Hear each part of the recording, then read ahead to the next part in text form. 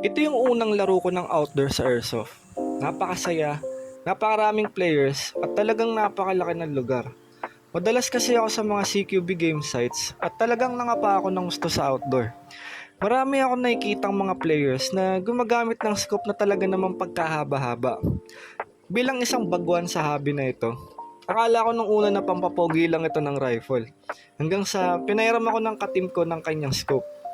Dito ko na-realize na talaga namang napaka-useful ng mga scope pagdating sa airsoft. Sa pag-scan ng paligid, madaling nakikita yung mga kalaban lalo na roon sa mga nakakamo na players. At talagang nakakainggan nyo dahil nakikita mo kung saan pumupunta yung BBs kapag bumabaril ka. Dito ako ginanaan bumili ng sarili kong scope. At dito sa video natin ngayon, atin itong i-unbox. Ako nga pala si Nero, isang baguhan pagdating sa pag-airsoft. Madalas akong gumawa ng mga airsoft highlights sa mga laro ko. Pero ngayon, may iba tayo dahil mag-unbox tayo ng attachment na ngayon ko lang gagawin. Sana magustuhan nyo mga bro. Welcome sa aking channel. Tara, silipin natin ang scope na ito.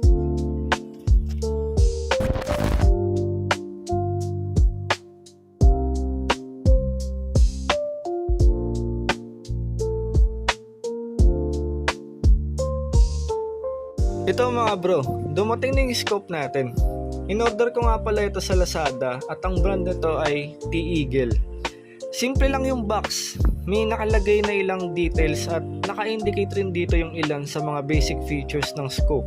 Kagaya ng waterproof, shockproof at clear image.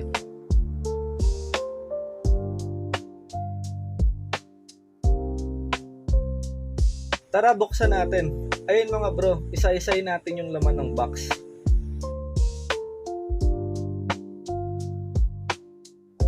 Ito yung scope. Nakabalot ito ng plastic at may dalawang styrofoam sa gilid. Talagang secured ng scope at guaranteed na naipak ng maayos. Itabi muna natin ito at i-check muna natin ang iba pang laman ng box bago tayo magtungo dito sa scope.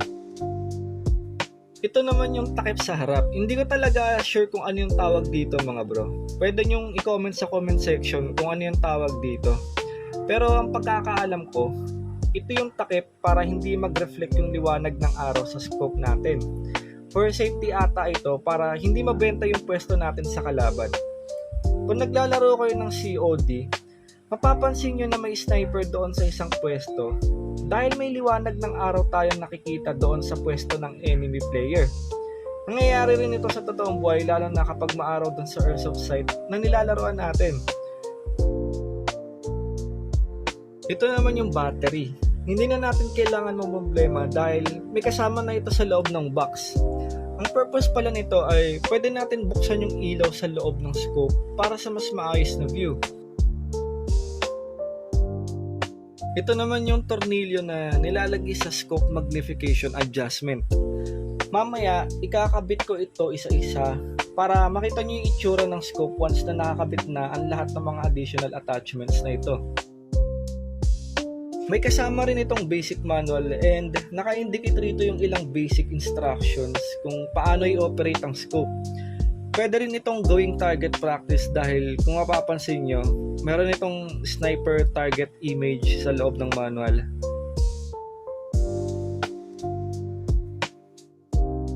Nakakatawa rin dahil may kasama rin itong chamois cloth para sa panglinis ng lens ng ating scope. At ang panghuli, may kasama itong part na kung saan naka-indicate ang basic features ng scope.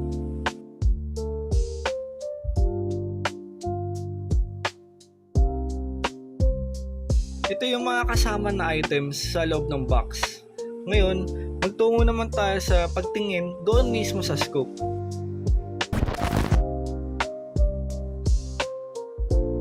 Ito yung scope. Talaga namang napakaganda at premium looking. Nabili ko pala ito sa halagang 3,899 sa Lazada. May kasama rin itong takip. Dagdag forma sa scope at upang maiwasan ng mga lens na maalikabukan kung itatabi na natin ang scope. Removable ito at may option ka na hindi gamitin ito.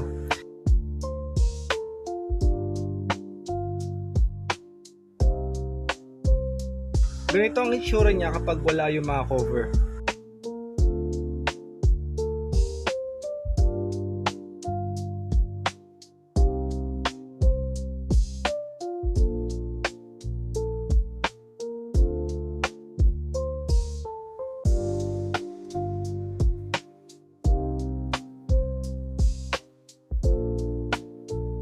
Ikabit naman natin yung parang extender na sinasabi ko kanina. Dagdag forma rin siya sa scope dahil talagang nagmumukhang mahaba yung scope once na makabit ito.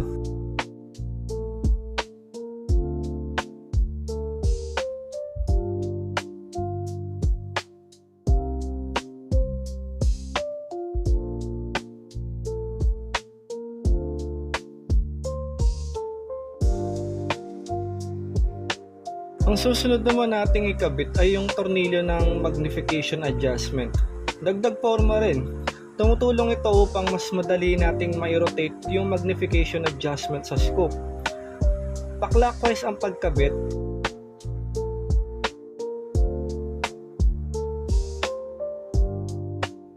At dito mapapansin nyo na pwede nating mai-adjust ang magnification sa tulong ng tornilyong ito.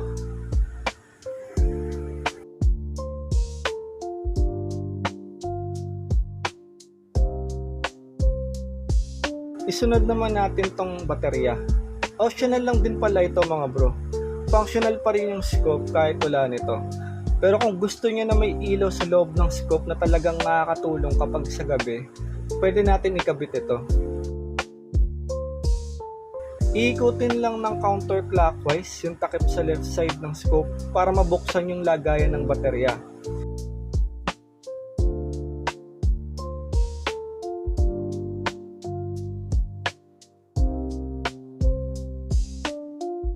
At habang sinasara ay medyo itulak lang natin ng konti yung takip para kumapit yung thread.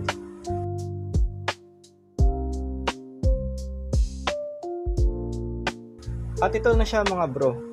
Kung mapapansin nyo, may umiilaw sa loob ng scope. Pwede ma-adjust ang brightness nito at mapalitan ng kulay sa red and green. Pwede rin naman ito i-turn off.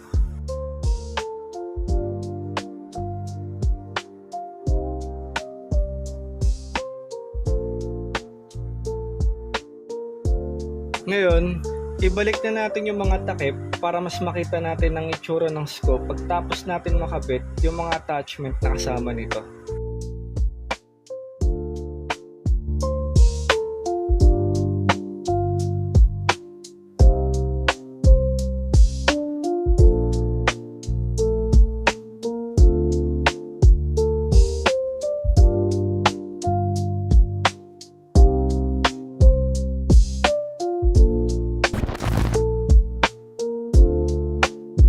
Para makita nyo rin yung itsura ng scope na nakakabit sa barel, ilalagay ko ngayon yung scope sa aking rifle.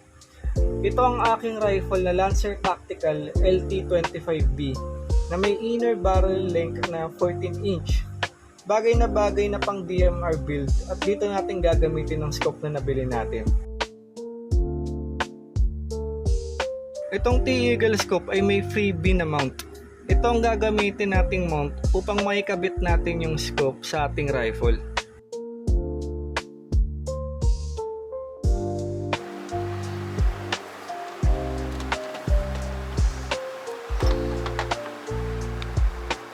Sa pagkabit ng scope sa rifle, meron talagang tool na ginagamit upang makita na pantay yung pagkakabit ng scope. Sa gagawin natin ngayon mga bro, wala akong panukat. Tansyahan lang talaga yung gagawin natin pagkabit dahil gusto ko talaga mapakita sa inyo yung itsura ng scope kapag nakakabit na sa rifle.